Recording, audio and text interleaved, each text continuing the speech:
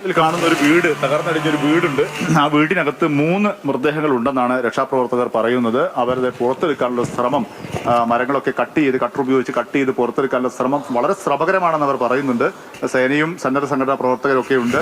അവിടെ വീട്ടിനകത്ത് മൃതദേഹങ്ങളാണോ ഉള്ളത്? 3 ഒന്നിച്ചുണ്ട്. കസാരയിൽ ഇരിക്കുകയാണ് അവർ. കസാരയിൽ ഇരിക്കുകയാണ്, ഇരുന്നുകൊണ്ടിരിക്കുക. ഒരു രക്ഷയില്ലാത്തതുകൊണ്ട് കസാരയിൽ ഇരിക്കുന്ന ഒരവസ്ഥയിലാണ് ഇപ്പോൾ മൃതദേഹങ്ങളുള്ളത്. പുറത്തെടുക്കാൻ കഴിയും. പുറത്തുള്ള ശ്രമങ്ങളാണ് നടത്തിക്കൊണ്ടിരിക്കുന്നത്. ഏതോ ഒരാളുടെ നാവാണ് നമുക്ക് കിട്ടിയിട്ടുള്ളത്. ഇത് DNA ഒക്കെ ഉപയോഗപ്പെടുന്നതാണ് നമ്മൾ വിശ്വസിക്കുന്നത്. ഐഡന്റിഫൈ ചെയ്യാൻ കഴിയുമെന്നാണ് നമ്മൾ വിശ്വസിക്കുന്നത്. അതായത് ഉദ്യോഗസ്ഥന്മാർക്ക് നമ്മൾ കൈകാറുന്നതായിരിക്കും. മോതീഷ് ഇപ്പോൾ പറഞ്ഞ പോലെ ശരീരഭാഗങ്ങളൊക്കെ ഇവിടുന്ന് രക്ഷാപ്രവർത്തകർക്ക് കിട്ടുന്നുണ്ട്.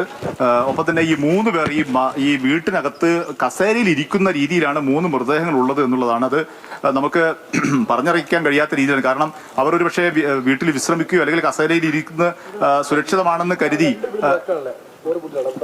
ഇരുന്ന മനുഷ്യരായിരിക്കും ഒരു പക്ഷേ. ആ ഇരുന്ന ഇരിപ്പിൽ ജീവൻ നഷ്ടപ്പെട്ട് പോയിക്കുന്ന സാഹചര്യമാണുള്ളത്. നമുക്ക് അവരെ പുറത്തെടുക്കാനുള്ള ശ്രമമാണ് ഇപ്പോൾ രക്ഷാപ്രവർത്തകർ നടത്തിക്കൊണ്ടിരിക്കുന്നത്. ഞാനിപ്പോൾ നിൽക്കുന്നത് ഈ വീടിനോട് ചേർന്ന് ടൗൺഷിപ്പാണ്. ഈ മുണ്ടക്കൈ ടൗൺ അവരുടെ വ്യാപാരമൊക്കെ നടന്നിരുന്ന ഒരു സ്ഥലമാണിതെന്നാണ് ഞാൻ മനസ്സിലാക്കുന്നത്.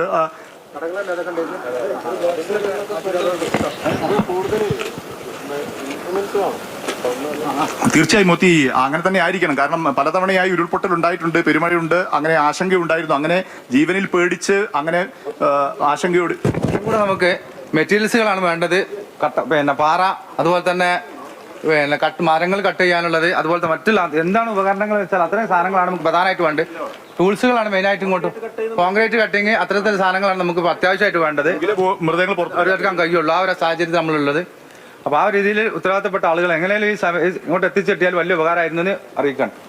രക്ഷാപ്രവർത്തകർ പറയുന്ന ഒരു പ്രധാനപ്പെട്ട കാര്യമുണ്ട്. അവർക്ക് അവരുടെ ആൾ സാന്നിധ്യം ഇവിടെയുണ്ട്, രക്ഷാപ്രവർത്തകരുണ്ട്. പക്ഷേ അവർക്ക് ഈ മൃതദേഹങ്ങൾ പുറത്തെടുക്കാനുള്ള ഉപകരണങ്ങൾ, സംവിധാനങ്ങൾ ഇവിടെ അപര്യാപ്തത നേരിടുന്നുണ്ട്. അത് അധികാരികൾ, സംവിധാനങ്ങൾ ഇത് അറിഞ്ഞ് അത് എത്തിക്കുകയാണെങ്കിൽ വളരെ രക്ഷാപ്രവർത്തനം വളരെ സുഗമമാക്കാൻ കഴിയുമെന്ന് നമുക്ക് അധികൃതർ കേൾക്കുന്നുണ്ട് എങ്കിൽ, മാതൃഭൂമി ന്യൂസിലൂടെ ഈ കാര്യം കേൾക്കുന്നുണ്ടെങ്കിൽ അധികൃതർ പ്രത്യേകം ശ്രദ്ധിക്കുക. രക്ഷാദൌത്യത്തിന് എല്ലാ ജീവൻ കൊടുക്കാൻ വരെ തയ്യാറായി നിൽക്കുന്ന മനുഷ്യരാണ് അവിടെയുള്ളത്. അവർക്കിപ്പോൾ വേണ്ടത് അതിന്റെ സംവിധാനങ്ങളാണ്.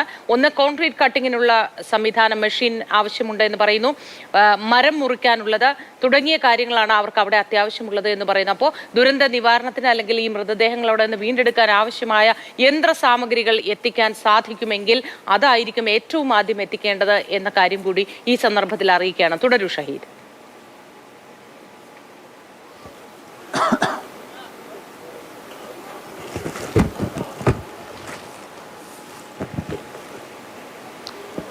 തീർച്ചയായും മോദി, ആ മൃതദേഹങ്ങൾ ഇപ്പോൾ പുറത്തിറക്കാനുള്ള ശ്രമം അത് വളരെ ശ്രമകരമാണ്. ആ കോൺക്രീറ്റിന്റെ വലിയ സ്ലാബുകളൊക്കെ അവിടെ വീണ് കിടക്കുന്നുണ്ട്. അതിനകത്തൂടി രക്ഷാപ്രവർത്തകർ പോകുന്നത് തന്നെ ഒരുപക്ഷെ അത് വീണ്ടും ഇടിയാനൊക്കെയുള്ള സാധ്യതയുണ്ട്. ജീവൻ അപകട സാധ്യത കൂടുതലുള്ളത്. അതുകൊണ്ട് തന്നെ അത് മുറിച്ചു മാറ്റാനുള്ള ഒരു സംവിധാനമാണ് ഇവർ ചോദിക്കുന്നത്. അത് വേണ്ടതുണ്ട്. ഞാൻ നേരത്തെ പറഞ്ഞു വന്നത്, ഈ മേഖലയിലുള്ള പാടി തൊഴിലാളികളൊക്കെ താമസിച്ചിരുന്ന ആളുകൾ അവരുടെ വ്യാപാരമൊക്കെ നടത്തിക്കൊണ്ടിരുന്ന സാധനങ്ങൾ വാങ്ങാനൊക്കെ എത്തിയിരിക്കുന്ന ഒരു ടൗൺഷിപ്പാണ് ഇതെന്നാണ് ഞാൻ മനസ്സിലാക്കുന്നത്. ചില പാർട്ടി ഓഫീസുകൾ മുകളിലുണ്ട്, താഴെ ഷട്ടറുകളുള്ള കടകളാണുള്ളത്. അതിന് തൊട്ട് താഴെ ഈ ആഹാര സാധനങ്ങൾ, പലഹാരങ്ങൾ, ബിസ്ക്കറ്റ് പേക്കുകളൊക്കെ ഉള്ള ഒരു ഷെൽഫ് പോലെയുള്ള ഒരു സാധനം അവിടെ കിടക്കുന്നുണ്ട്. അങ്ങനെ ചെറിയൊരു ടൗൺഷിപ്പ്, മുണ്ടക്കൈ ടൗൺഷിപ്പ് ആണ് ഇത് എന്നാണ് ഞാൻ മനസ്സിലാക്കുന്നത്. പൂർണ്ണമായും ഇപ്പോൾ വൈപ്പൗട്ട് ചെയ്തിരിക്കുകയാണ്. പൂർണ്ണമായും ഇവിടെ നിന്ന് നാശോന്മുഖമായിരിക്കുകയാണ്. അതിന് തൊട്ട് സമീപത്തായുള്ള വീടുകളിൽ, തൊട്ടടുത്തായി സമീപത്ത് തന്നെ വീടുകളുണ്ട്. ആ വീടുകളാണ് ഇപ്പോൾ തകർന്നടിഞ്ഞ് കിടക്കുന്ന നിലയിലുള്ളത്. അവിടെയാണ് ഇപ്പോൾ 3 മൃതദേഹങ്ങൾ കണ്ടെത്തിയിട്ടുള്ളത്. അത് ഇരിക്കുന്ന നിലയിലാണ്, കസേരയിൽ ഇരിക്കുന്ന നിലയിലാണ് മൃതദേഹങ്ങളുള്ളത്. അത് പുറത്തെടുക്കാനുള്ള ശ്രമമാണ് ഇപ്പോൾ ഇവിടെ നടക്കുന്നത്. ഇപ്പോൾ ആ സ്ഥലത്തുള്ള രക്ഷാദൗത്യത്തിൽ ഏർപ്പെട്ടിരിക്കുന്നവരൊക്കെ ആ നാട്ടുകാരായവരാണോ ഷഹീദ്, അതോ അഗ്നി രക്ഷാ സേനയിൽ ഉൾപ്പെട്ടിട്ടുള്ളവരാണോ? അങ്ങനെയെങ്കിൽ അവരുടെ കയ്യിൽ തീർച്ചയായിട്ടും യന്ത്രങ്ങൾ ഉണ്ടാവുമെന്ന് കരുതുന്നു. ഇതൊരു പക്ഷേ തദ്ദേശീയരായ രക്ഷാപ്രവർത്തകരായിരിക്കണം, അല്ലേ?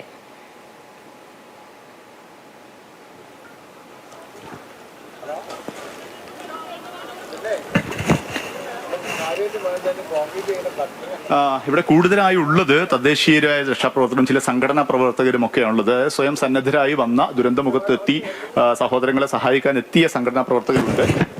തദ്ദേശീയരായവരും പുറത്തുനിന്ന് വന്നവരും ഒക്കെ ഉണ്ട്. ഒപ്പം തന്നെ TDRFന്റെയും NDRFന്റെയും ഒക്കെ ചില ആളുകളെയും ഞാൻ കാണുന്നുണ്ട് ഇവിടെ. പക്ഷേ അവരുടെ വലിയൊരു സാന്നിധ്യം ഈ പ്രദേശത്ത്, ഞാൻ നിൽക്കുന്ന ഈ സ്ഥലത്തില്ല, പക്ഷേ കുറച്ച് മുകൾ ഭാഗത്ത് ആ സേനാംഗങ്ങൾ ഉണ്ട് എന്നാണ് ഞാൻ മനസ്സിലാക്കുന്നത്. TDRFന്റെ ഒരു ബനിയൻ ഞാൻ അവരുടെ ലോഗോ ഞാൻ കാണുന്നുണ്ട് ഒരാളുടെ ശരീരത്തിൽ. ആ രീതിയിലുള്ള ആളുകളുടെ സേനാ അംഗങ്ങളുടെ ഉണ്ട്. ചില ഈ മരങ്ങൾ കട്ട് ചെയ്യാനുള്ള ചില ഉപകരണങ്ങൾ ഇവരുടെ കയ്യിലുണ്ട്. പക്ഷെ അത് അപര്യാപ്തമാണ്. അത് മാത്രം വെച്ച് ഈ രക്ഷാപ്രവർത്തനം വേഗത്തിൽ നടത്താൻ കഴിയില്ല, കുറേ സമയമെടുക്കും. വീടിനകത്ത് ഒരു ഓടിട്ട വീട് നമുക്ക് ദൃശ്യങ്ങൾ കാണാം. ഓടിട്ട വീടിന്റെ മുകളിൽ ഓട് പട്ടികയുമൊക്കെ പൊളിച്ചു മാറ്റി അതിനകത്തേക്ക് ഇറങ്ങാൻ കഴിയുമോ എന്നാണ് രക്ഷാപ്രവർത്തകർ ഇപ്പോൾ നോക്കുന്നത്. അതിനൊക്കെ അവർ ഹാമർ ഉപയോഗിച്ച് അത് പൊളിക്കുന്നുണ്ട്. അങ്ങനെ പൊളിച്ചൊക്കെ ഉള്ളിലേക്ക് എത്തണം. അതിന് വേഗത്തിലാക്കാൻ, ഈ പ്രവർത്തനം വേഗത്തിലാക്കാൻ ആവശ്യമായ ഉപകരണങ്ങൾ ഇനിയും എത്തേണ്ടതുണ്ട് എന്ന് അവർ സൂചിപ്പിക്കുന്നുണ്ട്. അത് എത്തിച്ചാൽ കുറച്ചുകൂടെ എനിക്ക് തോന്നുന്നത് കൂടുതൽ സേനാംഗങ്ങളും ഇവിടേക്ക് എത്തേണ്ടതുണ്ട്. അങ്ങനെ എത്തിക്കഴിഞ്ഞാൽ ഈ രക്ഷാപ്രവർത്തനം കുറച്ചുകൂടി വേഗത്തിലാക്കാൻ കഴിയും. ഷഹീദ്, ഇന്നലെ നമുക്ക് ലഭിച്ച രാത്രി വൈകിയും ലഭിച്ച വിവരങ്ങൾ അനുസരിച്ച് കുറേ മൃതദേഹങ്ങൾ അവിടെ ചില വീടുകളിൽ സൂക്ഷിച്ചിട്ടുണ്ട്, ശേഖരിച്ചു വെച്ചിട്ടുണ്ട് തുടങ്ങിയ കാര്യങ്ങൾ പറയുന്നുണ്ടായിരുന്നു. അത്തരം കാര്യങ്ങളിൽ കൂടി ഒരു വ്യക്തത വരുത്തിയാൽ നന്നായിരിക്കും എന്ന് തോന്നുന്നു. അവരോടെങ്ങാനും അത് ചോദിച്ച് മനസ്സിലാക്കിയാൽ നന്നായിരിക്കും അല്ലേ?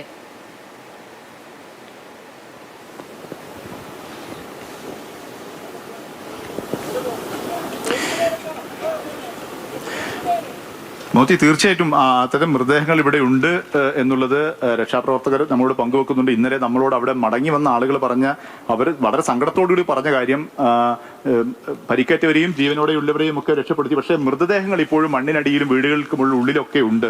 പക്ഷെ അത് ഞങ്ങൾക്ക് കണ്ട് ഒന്നും ചെയ്യാൻ കഴിയാതെ നിസ്സഹായമായി മടങ്ങി പോരേണ്ടി വന്നു. അവരുടെ പുറത്തെടുക്കാനുള്ള സംവിധാനം അവരുടെ കയ്യിലുണ്ടായിരുന്നില്ല എന്നുള്ളത് അവർ ഇന്നലെ തന്നെ നമ്മോട് പറഞ്ഞിരുന്നു. ഇന്ന് നമ്മളിവിടെ എത്തിയപ്പോഴും സമാനമായ രീതിയിൽ തന്നെ നമ്മളിപ്പോൾ പങ്കുവെച്ചതുപോലെ വീട്ടിനകത്ത് 3 മൃതദേഹം ഇപ്പോൾ കണ്ടു.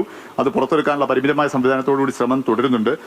ഇനിയും മുകളിലൊക്കെ വീടുകളുണ്ട്. അതിനകത്തൊക്കെ എന്താണ് അവസ്ഥ എന്നുള്ളത് നമുക്ക് ഇനി അവിടെ എത്തി പരിശോധിക്കേണ്ടതുണ്ട്. ഞാൻ നേരത്തെ പറഞ്ഞത് ഇവിടെ ഈ ഒരു ടൗൺഷിപ്പാണ്. അവിടെ ആളുകൾ, ഞാനിപ്പോൾ തൊട്ടടുത്ത ഈ ഒരു ഫ്രീസർ ഉണ്ട്, ഐസ്ക്രീം ഒക്കെ കുട്ടികളൊക്കെ ഐസ്ക്രീം വാങ്ങാനായി വന്നിരുന്നൊരു ഫ്രീസർ, അവർക്ക് വേണ്ടിയുള്ള ഐസ്ക്രീം സൂക്ഷിച്ചിരുന്ന ഫ്രീസർ ഉണ്ട്. തൊട്ടടുത്ത് ചില പലഹാര പാക്കറ്റുകൾ താഴെയുണ്ട്. സിപ്പപ്പിന്റെ ചെറിയ പാക്കറ്റുകളൊക്കെ ഉണ്ട്. ഐസ്ക്രീമിന്റെ കോലുകളുണ്ട്. അതായത് കുട്ടികളൊക്കെ അങ്ങനെ നിരന്തരമായി ഇടപെട്ടിരുന്ന അവർ കൂട്ടമായി താമസിച്ചിരുന്ന ലയങ്ങളുള്ള സ്ഥലം, അതിനോട് തൊട്ടുചേർന്നൊരു അങ്ങാടി. നമുക്കറിയാം ആ രീതിയിൽ എല്ലാവരും മുതിർന്നവരും കുട്ടികളും ഒക്കെ